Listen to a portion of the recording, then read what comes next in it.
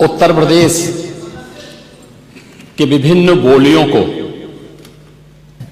भोजपुरी, अवधी, ब्रज और बुंदेलखंडी को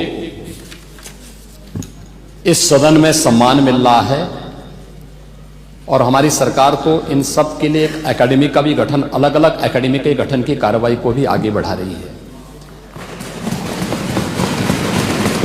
ये सभी हिंदी की उपभाषाएं हैं, यानी हिंदी की बेटियां हैं। भाषा की समृद्धि के आधार हैं और हमें इसका स्वागत करना चाहिए। ये सदन साहित्य केवल विशुद्ध साहित्यिक और व्याकरण से के विद्वानों की नहीं है, आम जन का प्रतिनिधित्व करने वाले माननीय सदस्य समाज के विभिन्न तबके से आए हैं। अंतिम पायदान पर बैठे हुए व्यक्ति की आवाज को भी इस सदन में मुखरता मिले, इसके लिए अगर किसी को हिंदी में वह धारा प्रवाह नहीं बोल सकता तो उसको भोजपुरी में भी अपनी बात को रखने का अधिकार मिलना चाहिए, अवधी में, ब्रज में या बुंदेलखंडी में उसको रखने का अधिकार मिलना चाहिए।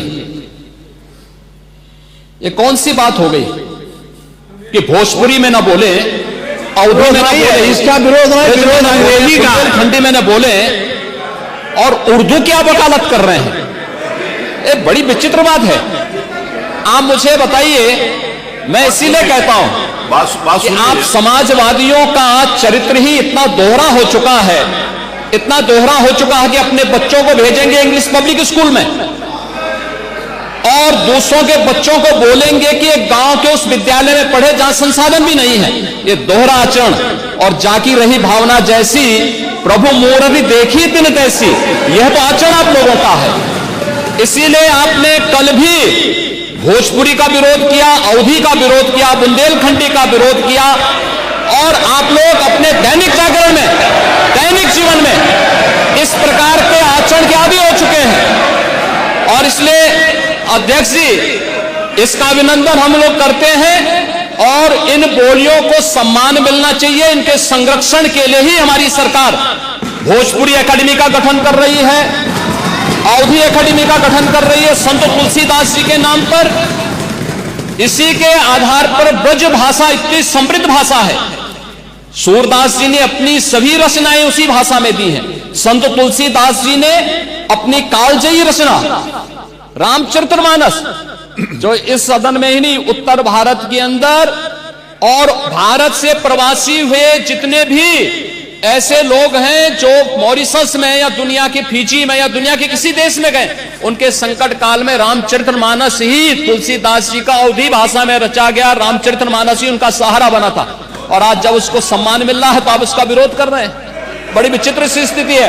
आप हर अच्छे कार्य का समाज, आज के यही ढोंग है आप लोगों का, यही ढोंग है। हर अच्छे कार्य का आप विरोध करेंगे, हर अच्छे कार्य का आप विरोध करेंगे। हर अच्छा कार्य जो प्रदेश के हित में है, देश के हित में है, आप उसका विरोध करेंगे। और मुझे लगता है इस प्रकार के विरोध की निंदा होनी चाहिए और हम इसका समर्थन करते हैं जो उत्तर प्रदेश की बोलियों को सम्मान मिल रहा है। मैं आपका धन्यवाद करूंगा और विधानसभा सचिवालय को इस बात के लिए धन्यवाद दूंगा।